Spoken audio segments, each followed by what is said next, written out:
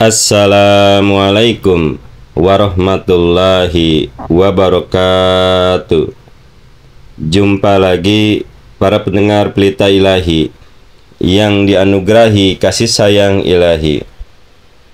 Hari ini akan disampaikan berkenaan dengan jawaban atas masalah sehari-hari yang telah disampaikan oleh Hadrat Khalifatul Masih kelima, Hadrat Mirza Masroor Ahmad Ayyadahullahu Ta'ala Binasril Aziz, pemimpin dunia saat ini, yakni berkenaan dengan apakah para Ahmadi percaya akan adanya jin ifrit. Ada seorang mubalik dari Kerala, India, menulis kepada Hadrat Amirul Mukminin Khalifatul Masih kelima Ayyadahullahu Ta'ala. Ada seseorang dari Yordania memberikan pertanyaan kepada Hadrat Amirul Mukminin Khalifatul Masih kelima Ayyadahullahu Ta'ala Binasril Aziz beberapa pertanyaan. Yang pertama adalah tentang jin, dan ini sudah dijawab. Lalu pertanyaan yang selanjutnya adalah, apakah para Ahmadi percaya akan adanya jin ifrit?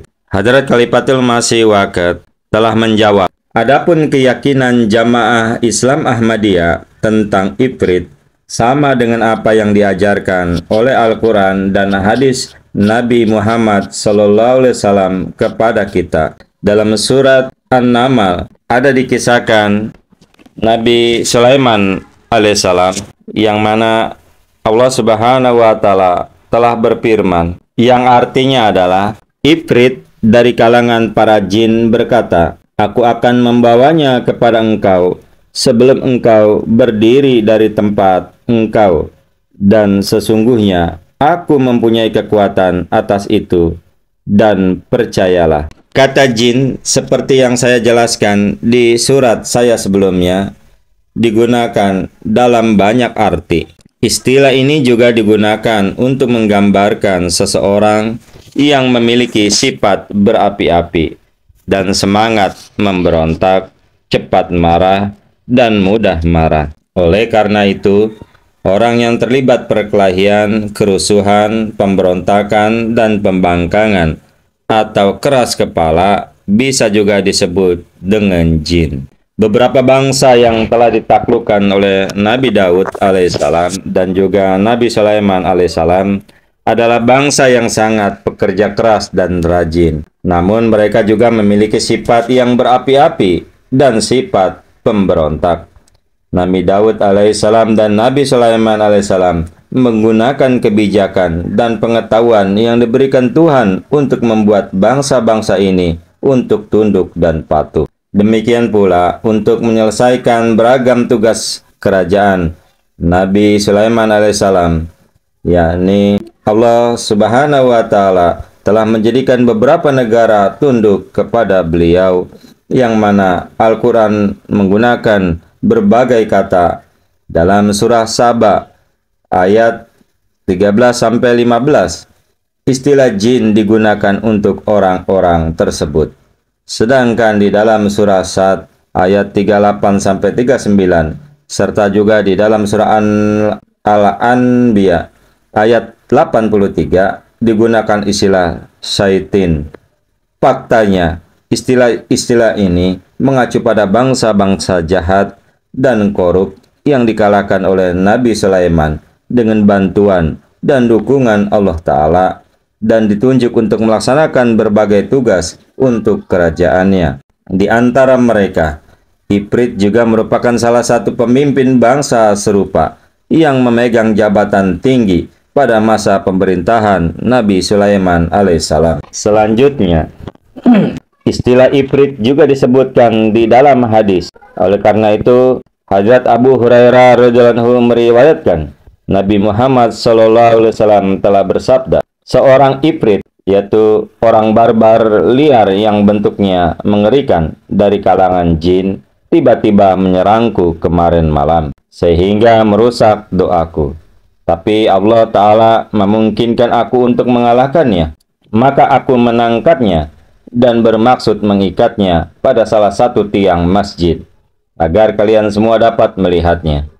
Namun aku teringat akan doa saudaraku Nabi Sulaiman alaihissalam, sebagaimana telah difirmankan di dalam Al-Quran Karim, yakni artinya adalah ia berkata, "Wahai Tuhanku, ampunilah aku dan anugerahkanlah kepadaku kerajaan yang tidak layak diwarisi seseorang sesudahku. Sesungguhnya Engkau adalah Maha Pemberi anugerah." Quran surah 38 ayat 36. Maka aku memahaminya dan mengusirnya. Imam Bukhari menyatakan bahwa arti ifrit adalah pemberontak, baik manusia maupun jin. Hadis riwayat Bukhari. Dari kejadian ini telah disebutkan dalam hadis riwayat Bukhari di beberapa tempat lain juga. Dalam hadis kitab As-Salat, istilah ifrit telah digunakan untuk orang yang mengganggu sholat Rasulullah Shallallahu Alaihi Wasallam. Namun dalam kitab Al-Jumu'ah, narasinya adalah menggunakan kata setan. Kejadian ini juga bisa menjadi kasab, yaitu visi yang ditunjukkan oleh Allah Ta'ala ke dalam peristiwa-peristiwa yang akan datang, yaitu bahwa manusia dengan sifat-sifat yang berapi-api, pemikiran yang memberontak, kecenderungan setan yang jahat dan korup akan terlibat dalam permusuhan dan mengobarkan perang melawan Nabi Muhammad SAW untuk mencegahnya dari memenuhi tugasnya. Mereka akan melakukan hal ini dengan mencoba mengobarkan api permusuhan dan memprovokasi suku-suku yang gelisah dan sulit diatur untuk bangkit melawannya. Namun Allah Ta'ala akan menempatkan orang-orang jahat ini di bawah kendalinya, dan mereka akan dihina dan dipermalukan karena serangan mereka yang gagal. Sebagaimana sejarah telah menunjukkan hal inilah yang kemudian terjadi.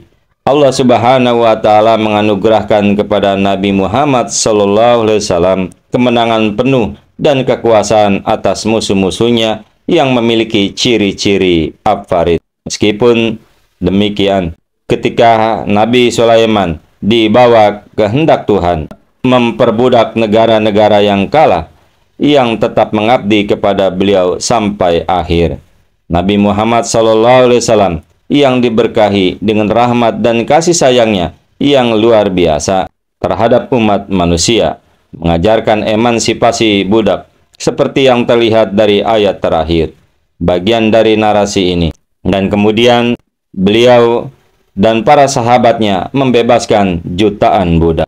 Jika peristiwa ini dipahami secara harfiah, maka ini membuktikan bahwa ada orang atau binatang yang jahat dan keji yang menyerang Nabi Muhammad SAW di malam hari ketika beliau sedang sholat, sehingga mengganggu sholat beliau Shallallahu Alaihi Wasallam.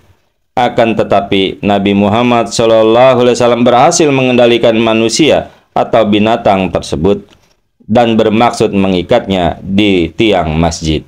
Tetapi kemudian beliau SAW membebaskannya karena rasa belas kasihan dan kasih sayang yang alami dan naluriah. Dalam tafsir surah An-Naml, yaitu di dalam tafsir Kabir volume 7 halaman 394, Hadrat Muslim Maud radhiyallahu anhu membahas makna leksikal kata ifrit dan kutipan Aqrab al-Mawarid sebagai berikut. Pertama, orang yang tajam, kuat, dan efektif dalam suatu urusan, melampaui batas-batas biasa dengan kelicikan.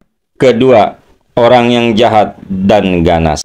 Oleh Said Al-Sartuni, Aqrab al-Mawarid volume 2, tahun 1403 Hijriah halaman 802, atau ada di dalam Malik Gulam Farid Kamus Al-Quran halaman 581. Kemudian ketika menggambarkan kejadian Nabi Sulaiman alaihissalam dan Ratu Sabah dalam komentar ayat ini, yaitu surah 27 ayat 40, Hadrat Muslim Maud menulis tentang ifrit sebagai berikut. Nabi Sulaiman berpikir bahwa hadiah yang dibawa oleh Hudud tidak akan cukup efektif, maka harus ada hal yang lain yang diperintahkan. Maka ia berkata, "Wahai para pemimpinku, sebelum orang-orang itu datang kepadaku dengan patuh, siapa yang akan membawakanku singgasana ratu? Salah seorang pemimpin pengawal khusus berkata bahwa ia akan membawakan singgasana itu sebelum penyerbuan terjadi. Sebagai pemimpin pasukan, ia tahu berapa lama mereka akan berkemah di sana. Ia memperkirakan bahwa singgasana ratu dapat dibawa dalam beberapa hari setelah membuat ratu takut. Dan ia juga mengklaim bahwa ia adalah seorang pemimpin yang kuat dan merupakan pasukan negara kecil ini, dan bahwa pasukan negara kecil ini tidak dapat bersaing dengannya. Ia juga meyakinkan bahwa ia setia kepada Nabi Sulaiman alaihissalam dan tidak akan melakukan pengkhianatan apapun saat membawa kekayaan ini. Terdapat di dalam Tafsir Kabir, volume 7 halaman 394. Itulah ya, para pendengar Pelita Ilahi yang dianugerahi kasih sayang ilahi berkenaan dengan Ifrit. Ya, mudah-mudahan kita dapat memahami. Assalamualaikum warahmatullahi wabarakatuh.